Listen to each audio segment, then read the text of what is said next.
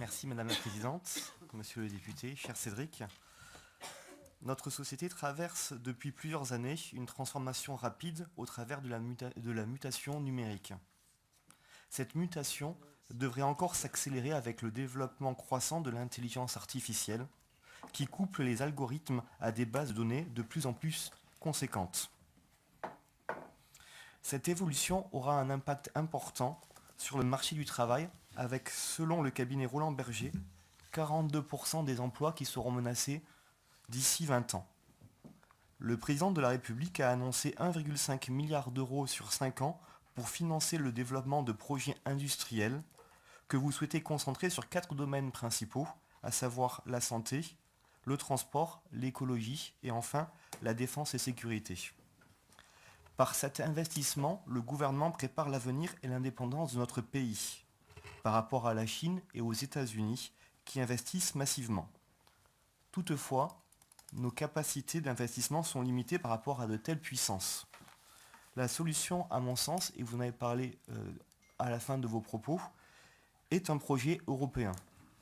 Comment, selon vous, la France doit être moteur pour inclure tous les pays de l'Union européenne dans ce projet ?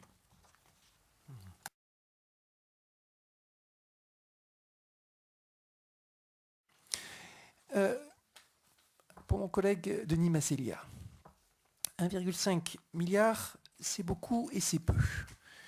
Le 1,5 milliard qui a été annoncé par le président sur le quinquennat, c'est, pour caricaturer, le doublement de l'effort qui avait été proposé par le précédent président à la suite de la mission que j'évoquais il y a quelques instants, puisqu'il s'agit d'un investissement fait sur le quinquennat et non pas sur 10 ans. D'un autre côté, ça concerne uniquement certaines cases de l'investissement en IA qui est nécessaire. Ça concerne surtout la recherche, gros accent. Ça concerne aussi une partie développement industriel plutôt amont. Ça concerne la partie défense qui avait été annoncée auparavant par la ministre, Madame Parly. Et ça laisse encore de la place pour d'autres investissements qui seront à faire sur des secteurs tels que évolution du travail, formation, ou encore les investissements sectoriels dans tel et tel sujet. Et s'il n'y a pas de moyens, s'il n'y a pas de chiffres budgétaires dans le rapport, c'était à dessein.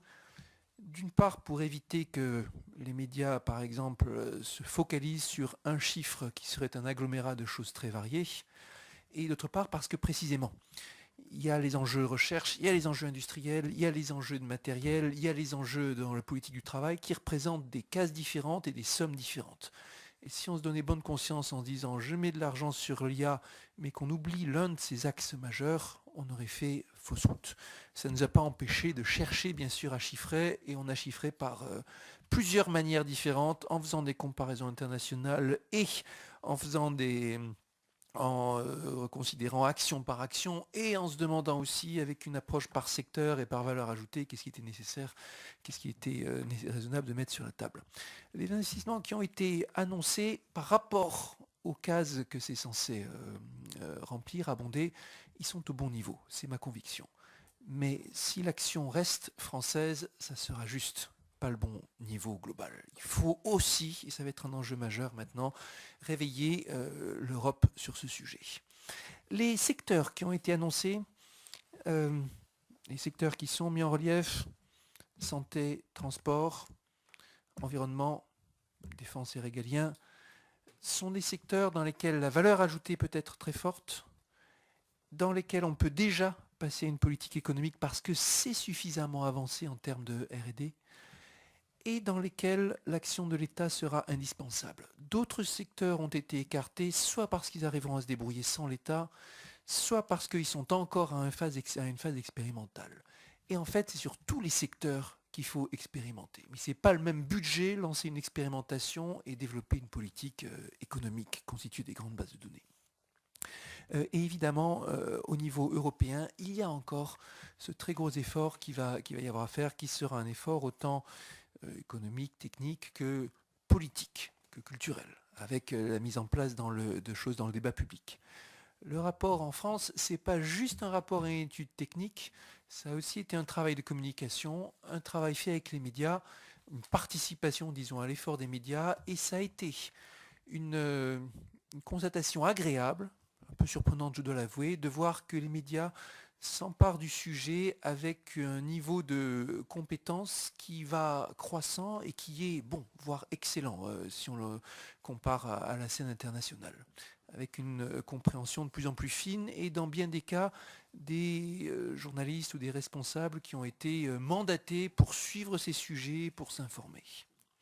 Le soft power en la matière est très important aussi.